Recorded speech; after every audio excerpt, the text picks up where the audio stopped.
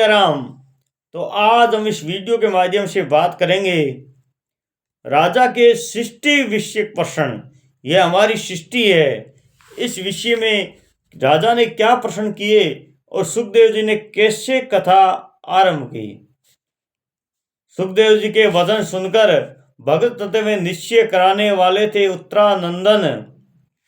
राजा परीक्षित ने उन्हें सुनकर अपनी शुद्ध बुद्धि भगवान श्री कृष्ण के चरणों में अनन्य भाव से समर्पित कर दी।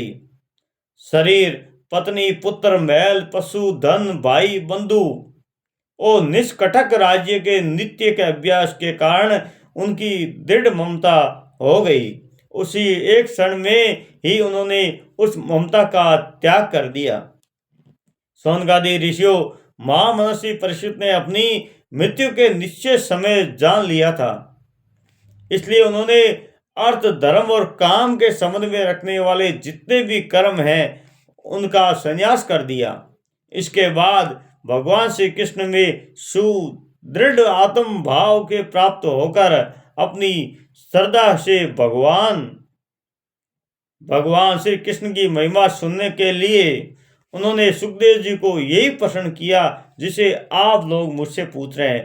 परीक्षित ने पूछा, भागवत स्वरूप मुनिवर, आप परम पवित्र और सर्वज्ञ हैं। आपने जो कहा है वो सत्य उचित है। आप ज्यों भगवान की कथा कहते जा रहे हैं त्यों त्यों मेरे अज्ञान का पर्दा फटता ही जा रहा है। मैं आपसे फिर भी ये जानना चाहता हूँ कि भगवान अपनी माया से इस संसार की सृष्टि कैसे करते हैं। इस संसार की रचना तो इतनी रहस्यमयी है कि ब्रह्मादि समर्थ लोकपाल भी इसके समझने की भूल कर बैठते हैं। भगवान कैसे इस विश्व की रक्षा और फिर श्रृंगार करते हैं। अनंत शक्ति परमात्मा किन किन शक्तियों का आश्रय लेकर अपने आप को खिलौने बनाकर खेलते हैं। वह बच्चों के बनाए हुए घरों देव की तरह ब्रह्मांडों की कैसे बनाते हैं और फिर किस प्रकार बात में मिटा देते हैं। भगवान श्री हरि की लीलाएं बड़ी अद्भुत और अनित्य है। इसमें संदेह नहीं कि बड़े बड़े विद्वानों के लिए भी इसकी लीला का रहस्य समझना अत्यंत कठिन प्रतीत होता है। भगवान तो अकेले ही है। वह बहुत से कर्म करने के लिए पुरुष रूप में प्रकृति के विभिन्न गुणों का एक साथ धारण करते हैं अथवा अनेकों अवतार ग्रहण करके उन्हें क्रमश धारणा करते हैं। मुनिवर, आप वेद और ब्रह्म तत्व दोनों में पूर्ण मर्मज्ञ हैं, इसलिए मेरे इस संदेह का निवारण कीजिए।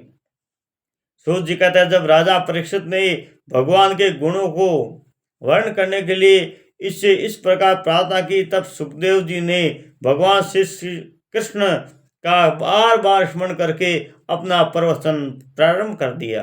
सुखदेव जी ने कहा, उन पुरुषोत्तम भगवान के चरण कमलों में मेरे कोटि कोटि प्रणाम है, जो संसार की उत्पत्ति, स्थिति और प्रलय की लीला करने के लिए सत्व, रज और तमोगुण के रूप में तीनों शक्तियों का स्वीकार कर ब्रह्मा, विष्णु और शंकर का रूप धारण करते हैं, जो समस्त चर अचर प्राणियों के हृदय में अंतर्यामी रूप में विराजमान हैं, जिनका स्वरूप और उनकी उपलब्धि का मार्ग बुद्धि के विषय नहीं है, जो स्वयं अनंत है और जिनकी महिमा भी अनंत है।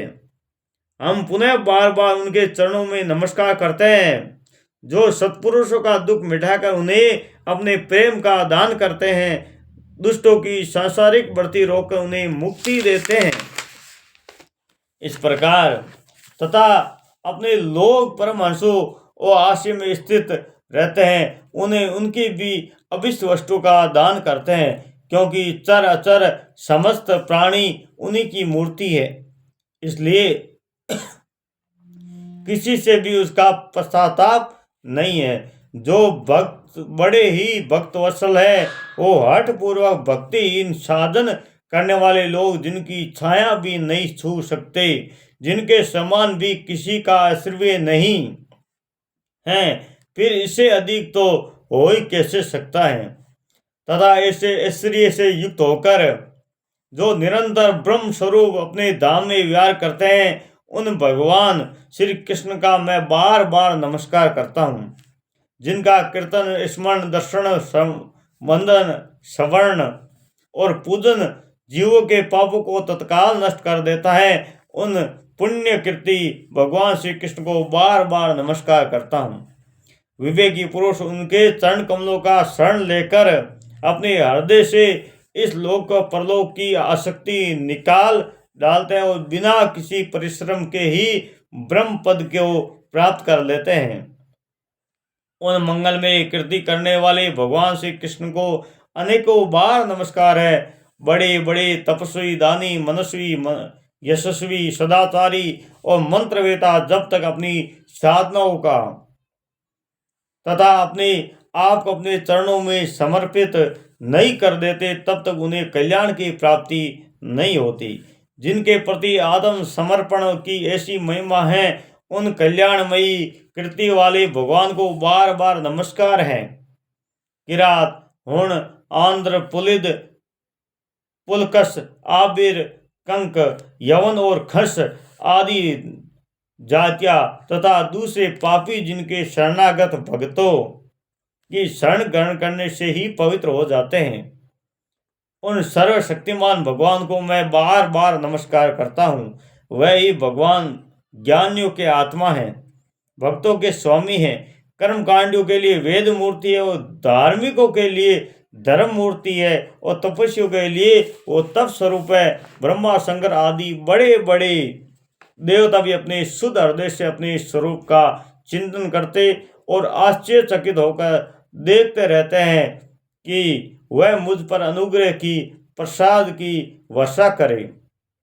जो समस्त संपत्तियों के स्वामिनी लक्ष्मी देवी के पति हैं, समस्त यज्ञों के योक्ता एवं फलदाता हैं, प्रजा के रक्षक है, सबके अंतर्यामी और समस्त लोगों के पालन करता है तथा पृथ्वी देवी के स्वामी हैं, जिन्होंने यदुवंश में प्रकट होकर अंधक, विष्टि और यदुवंश की लोगों की रक्षा की तथा जो उन लोगों को एकमात्र आश्रय रहे हैं, वो भक्त वत्सल संत जनों का सर्वस्व श्री कृष्ण मुझ पर प्रसन्न हो।